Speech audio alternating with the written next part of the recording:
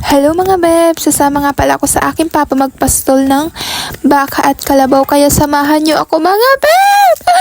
Hinabol ko nga pala sila dito mga beb, kasama nga pala yung aking kapatid mga beb, at ito nga pala yung aming ilog mga beb! Dito ko lang na-realize mga bev na ang hirap pala maghabol. Na para bang pinipilit mo yung sarili mo na ayaw ka na nga ng isang tao, pinipilit mo pa rin isiksik yung sarili mo. Kahit wala na siyang feelings para sa'yo. Eme! Dito na nga pala tayo mga bev! Muntik nga pala ako nadulas dito mga bev! At napagod na nga pala ako dito mga bev, kaya hinto muna ako saglit! At dito na nga sa part na to is muntik na nga pala ako dito nadulas mga beb.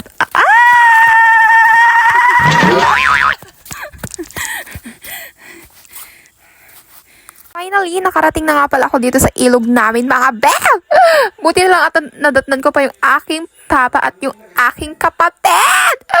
Paalis na nga sila dyan mga beb at buti na lang nadatnan ko sila. At ito nga yung aking aso mga beb.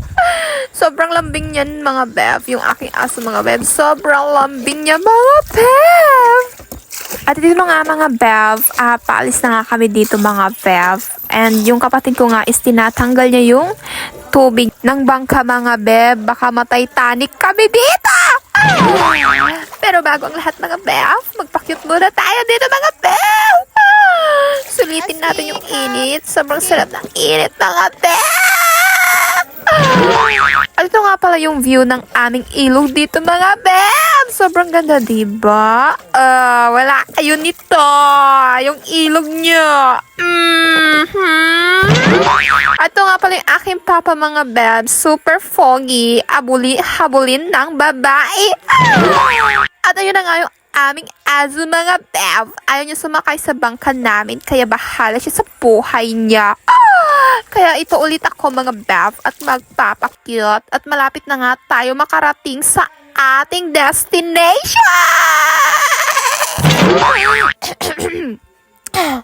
At ito na nga mga bev, malapit na tayo sa ating destination at nakarating na nga tayo! Nakarating na nga tayo sa ating destination mga bev. And ito na nga yung aming kalabaw mga bev. Nakita ko na nga yung aming kalabaw at agad-agad ko na nga itong pinuntahan mga bev. Pero grabe nga pala dito mga bev. Sobrang putik nga pala ng daanan dito mga bev. Halos luloob nga yung kalahating paa mo dito mga bev. At ayan na nga ba yung aming kalabaw mga bev. Ayan, kaya tulungan niyo ako dito. Alisin yung tali ng aming kalabaw mga bev. Sa part na nga to mga beb is nahihirapan ako magtanggal ng tali ng aming kalabaw na halos ilagay ko na yung aking powers. Yung aking lakas pala, pero ayaw talaga niya mga beb. Ayaw talaga sa atin mga beb, kaya wag na nating pilitin kung ayaw sa atin. Kahit kung ipilit lang natin mga beb is lalo lang tayong masasaktan. Kaya kailangan na natin maghanap ng paraan para makalaya sa paghihirap. At ito nga yung aking papa mga bev. Nahirapan na nga ako dito kaya nagpatulong na ako sa aking pepe. O diba? Easy niya lang mga bev. Nako. At ito na nga mga bev. Ipunta na nga pala namin sa taas yung aming kalabaw mga bev. Kaya samahan niyo ako mga bev.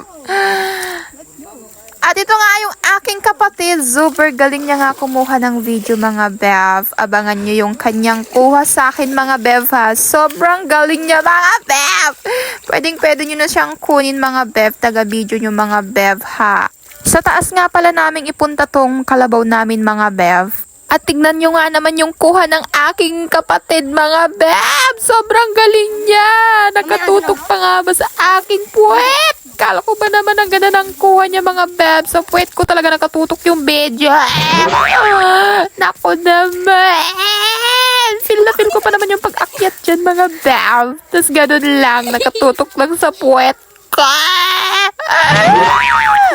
Ano dito na nga kami mga bev sa pataas, second pataas. And ito na nga mga bev na naman ginawa ng kapatid ko. Kala ko sinusundan kami dyan mga bev. binibideo niya pala yung view, mga bev! Kasi gusto niya daw ipakita sa inyo. At andito na nga pala kami, mga bev. Dito na nga pala kami sa taas, mga bev. Diyan na daw, te. Dito na daw.